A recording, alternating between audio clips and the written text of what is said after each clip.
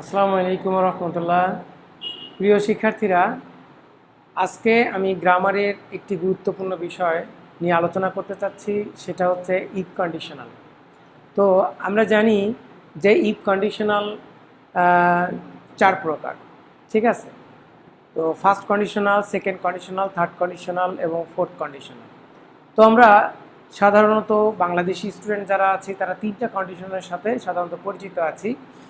তো ফার্স্ট কন্ডিশনালকে আমরা, second কন্ডিশনালকে, third কন্ডিশনালকে আমরা চিনি, কিন্তু একটা জিরো কন্ডিশনাল বলে একটা কন্ডিশনাল আছে, সেটা সম্পর্কে আমাদের ধারণা নেই। তো আমি আমার এই টিচিং লাইফে আমি দেখেছি যে এই কন্ডিশনালের ব্যাপারে অধিকাংশ স্টুডেন্টরা ভালো করে বুঝে না, ঠিক আছে? তারা জাস্ট স্ট্রাকচার মেনটেন করে শুধুমাত্র সেন্টেন্সটা কমপ্লিট করতে পারে, কিন্তু কোন কন্ডিশনাল কী নির্ধারণ করে, কিভাবে এটা ক্রিয়েট করা হয়েছে এবং কোন সময়টাকে বোঝায়, এটা কি বর্তমানকালকে বোঝায় না অতীতকাল না ভবিষ্যৎকাল, এটা বুঝতে পারে না, ঠিক আছে? এই ধরনের সমস্যা আমি স্টুডেন্টদের মাঝে আমি লক্ষ্য করি। তো আজকে সেই চিন্তা থেকেই আমি চেয়েছি যে আমি এই ইফ কন্ডিশনালটা স্টুডেন্টদের কাছে সুন্দরভাবে উপস্থাপন করার জন্য। তো আশা করি যে আমার এই আলোচনাটি আপনাদের কাছে খুবই ইন্টারেস্টিং হবে এবং যারা স্টুডেন্ট আছে এবং বিভিন্ন কম্পিটিটিভ এক্সামে অংশগ্রহণ করতে ইচ্ছুক, তারা এখান থেকে যথেষ্ট জ্ঞান অর্জন করতে পারবে। তো আমরা শুরু করছি যে কিভাবে আমরা ইফ কন্ডিশনালটা এখানে এক্সপ্লেইন করব। তো আমরা জানি যে আমরা জিরো কন্ডিশনাল লিখলাম, জিরো কন্ডিশনাল, ঠিক আছে?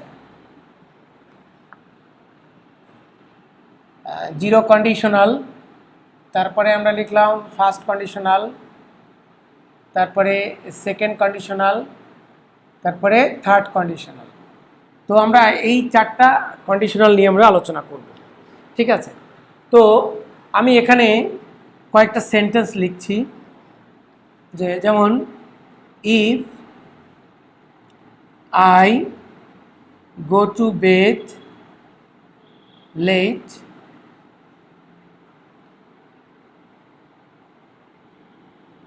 I feel tired all day, ঠিক আছে? আমি যদি দেরিতে ঘুমাতে যাই তাহলে আমি কীরকম বোধ করি? সারাদিন ক্লান্ত বোধ করি।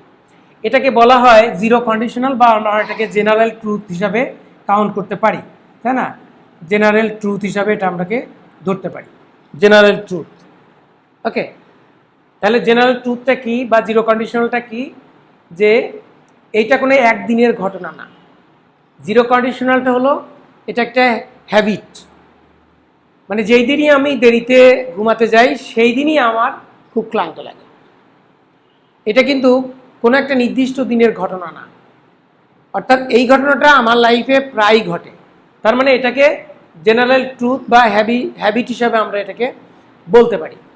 আচ্ছা, ঠিক আছে, আমরা এখন সেকেন্ড, এখানে জিরো কন্ডিশনাল লিখলাম, তো এখানে আমরা জিরো লিখে দিই, জেড। আচ্ছা, এখন আমরা 1, 2 এবং 3 এই তিনটে কন্ডিশনাল নিয়ে আলোচনা করব। মূলত আমাদের অধিকাংশ স্টুডেন্টদের সমস্যা এই তিনটা কন্ডিশনাল নিয়ে, ঠিক আছে? তো আমি একটা স্টোরির মাধ্যমে বা একটা ইভেন্টের মাধ্যমে, ঘটনার মাধ্যমে আমি জিনিসটা আপনাদেরকে বোঝানোর চেষ্টা করব। আপনারা যদি মনোযোগ দিয়ে আমার কথাগুলো শোনেন তাহলে অবশ্যই কন্ডিশনাল, ইফ কন্ডিশনাল বা ইফ স্টেটমেন্ট যেটাই বলেন আপনাদের কাছে ক্লিয়ার হয়ে যাবে ইনশাল্লাহ। তো আমি এখানে লিখছি যে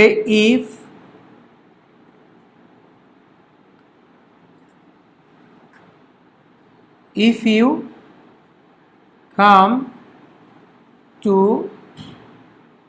the party I shall be happy। আমি একই রকম সেন্টেন্স আমি তিনটা কন্ডিশনাল লিখব, তারপর আমি বোঝানো শুরু করব। If you came to the party I would be happy। Third conditional লিখছি if you had come to the party, I would have been happy. তো আমি এখানে তিনটা কন্ডিশনাল লিখেছি। জিরো কন্ডিশনালটা আমি আলোচনা করলাম, এটা একটা হ্যাবিট বোঝায়, অর্থাৎ হ্যাবিচুয়াল ফ্যাক্ট, যেটাকে আমরা জেনারেল ট্রুথ বলি। এটা কোনো নির্দিষ্ট একটা দিনের ঘটনা হয় না, অর্থাৎ এইটা হলে এইটা হয় এবং এটা একবারের জন্য ঘটে না। ঠিক আছে, এখন আমি এই তিনটা কন্ডিশনাল আলোচনা করব। তো আমি অনুরোধ করছি আমার ভিডিওটা না টেনে দেখার জন্য। ঠিক আছে, যদি ভিডিওটা টেনে দেখেন আপনারা, তাহলে আপনারা মূল বিষয়বস্তুটা বুঝতে পারবেন না। এই জন্য না টেনে আপনারা আমার বক্তব্যটি শোনার চেষ্টা করুন। তো এখানে আমি একটা গল্প আকারে বোঝানোর চেষ্টা করব। ধরুন যে দুইজন বন্ধু একজন আর একজনকে দাওয়াত করছে। ঠিক আছে, তো দাওয়াত করার পরে ইনভাইটেশন কার্ড দেন বা আপনি ফোনে তাকে বলেন, যে কোনোভাবেই হোক তাকে আপনি দাওয়াত দিয়েছেন। দাওয়াত দিয়ে তাকে বলতেছেন যে if you come to the party, যদি আমি একটা পার্টি দিচ্ছি, ওই বার্থডে পার্টি, ওই পার্টিতে যদি তুমি আসো তাহলে আমি কি করব, আমি খুশি হব। এটা একটা দিনের ঘটনা। মনে করেন নেক্সট ফ্রাইডেতে আপনার বার্থডে, তাই না? তো আপনি একজনকে দাওয়াত দিয়ে কথাটা বলতেছেন যে আপনি যদি আসেন বা তুমি যদি আসো আমার এই জন্মদিনে তাহলে আমি খুশি হব। ঠিক আছে, অর্থাৎ সে যদি আপনার জন্মদিনে আসে তাহলে আপনি খুশি হবেন, আর যদি না আসে তাহলে খুশি হবেন না। এটা কিন্তু প্রতিদিনকার ঘটনা না, এটা একটা স্পেসিফিক ডের ঘটনা। এটা ফার্স্ট কন্ডিশনাল।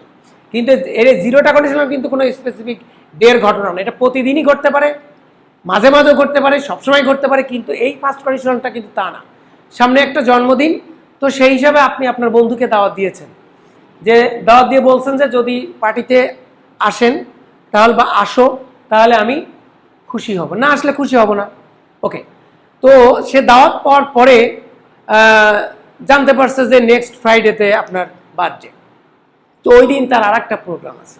ঠিক আছে, তখন সে তাকে বলতেছে, মনে করেন আপনাকে বলতেছে যে আমার তো ওই দিনই একটা প্রোগ্রাম আছে, তো আমি তো ওই দিন মনে হয় আসতে পারবো না। ঠিক আছে, যখনই এ কথা বলছে তখন কিন্তু ওই তার আশাটা এখানে 50-50 হয়ে গেল। ঠিক আছে, প্রথমটাই যেমন কোনো নেগেটিভ কোনো ধারণা সৃষ্টি হয়নি, তাই না? তার কাছ থেকে কোনো নেগেটিভ কথা পাননি, দাওয়াত দিয়ে এই কথা বলছেন যদি আসো তাহলে খুশি হব, না আসলে খুশি হব না।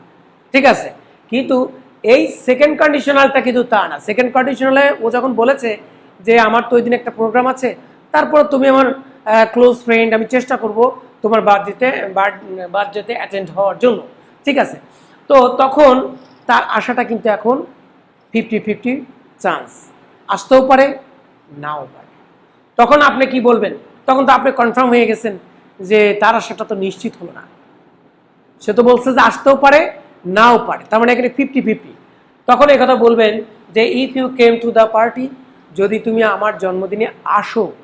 এটা কিন্তু লেখা আছে এখানে পাস্ট টেন্স, কিন্তু এটা পাস্ট টেন্স নয়, এটা কিন্তু ফিউচার। এটা কিন্তু ফিউচারকে বোঝায়, তাই না? এটা কিন্তু ফিউচার, এটা পাস্ট টেন্স নয়। এটা আমরা অনেক স্টুডেন্ট আমরা এই ভুলটা করি যে স্যার এখানে তো পাস্ট টেন্স লেখা আছে, তো পাস্ট না।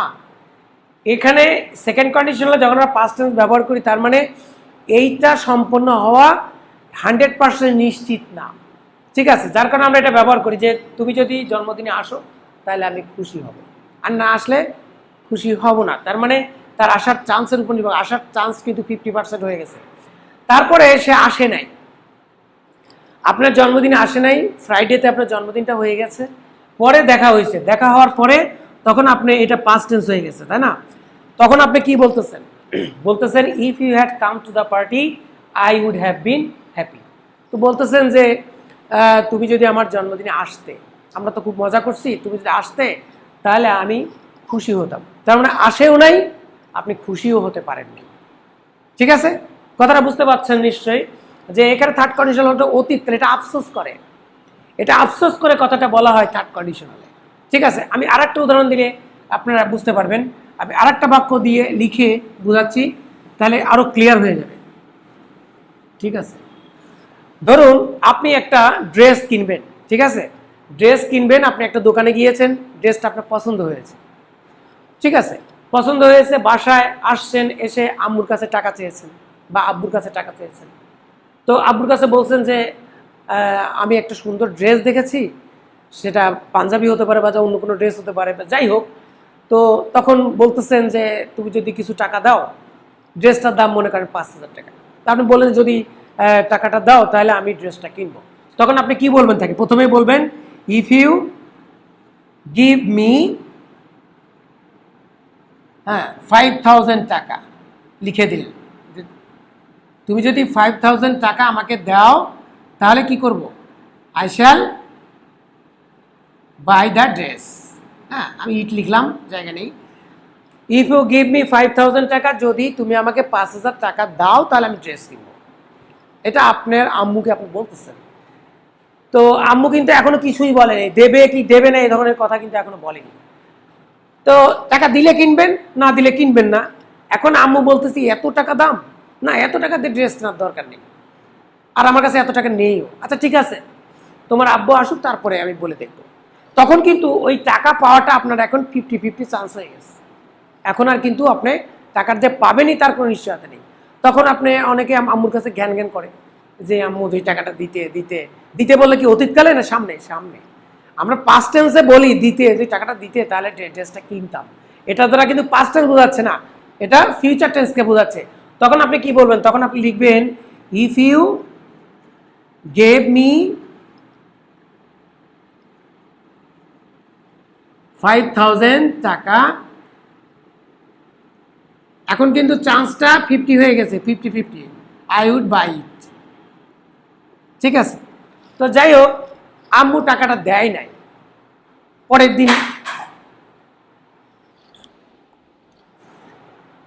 পরের দিন আপনি গিয়ে দেখলেন যে ড্রেসটা বিক্রি হয়ে গেছে, ঠিক আছে। তখন বাসায় আসছেন, এসে বলতেছেন যে আম্মু টাকা তো দিলে না, ড্রেসটা তো বিক্রি হয়ে গেছে। তখন দুঃখ করে কষ্ট পেয়ে বলতেছেন যে if you had given me 5,000 টাকা, যদি দিতেন তাহলে কি, আই এখানে উড ইউজ করতে হবে, আর প্রেজেন্ট পারফেক্ট দিতে হবে, আই উড হ্যাভ বট ইট। ঠিক আছে, তাহলে থার্ড কন্ডিশনটা হলো অতীতকালে আফসোস করে। এটা আর কোনোদিন, আর এই সময়টা আর কোনোদিন আসবে না, যে এই সময়টা চলে গেছে।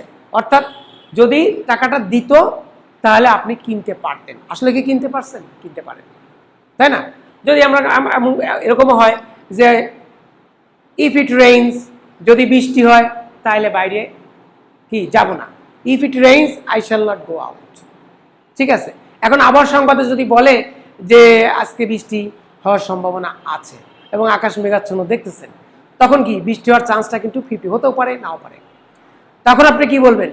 যে if it rained I would not go out, যদি বৃষ্টি হয় তাহলে বাইরে যাব না, কিন্তু বৃষ্টি হওয়ার চান্সটা কিন্তু আছে 50-50। তারপরে বৃষ্টি হয়নি, আপনি বাইরে গিয়েছেন, তখন আপনি কি বলবেন? If it had rained I would not have gone out, I would not have been out, আমি বাইরে যেতাম না। তার মানে আপনি বাইরে গিয়েছিলেন, বৃষ্টি হয়নি, আপনি বাইরে গিয়েছেন, কিন্তু যদি বৃষ্টি হতো তাহলে আপনি যেতেন না। এই ছিল 4টা কন্ডিশনাল। আশা করি আমার এই লেকচার থেকে আপনারা ভালোভাবে বুঝতে পেরেছেন। আমি আশা করি যে এই জিনিসটা আপনারা 2-3 বার শুনবেন, শোনার পরে আপনাদের মাথায় কাজ করবে। ঠিক আছে, কারণ এটার যে মেইন যে বিষয়বস্তুটা সেটা বোঝাটাই হলো মেইন ফ্যাক্টর। ঠিক আছে, তো আমি আজকের আলোচনাটা শেষ করার আগে আপনাদের কাছে একটা ছোট্ট অনুরোধ, সেটা হলো যদি আমার এই ভিডিওটা আপনাদের ভালো লেগে থাকে তাহলে অবশ্যই লাইক দিবেন আমার ভিডিওতে, এবং আমার এই ভিডিওটা আপনারা শেয়ার করে দিবেন। আরেকটা ছোট্ট অনুরোধ থাকলো, সেটা হলো আমার চ্যানেলটি আপনারা সাবস্ক্রাইব করবেন।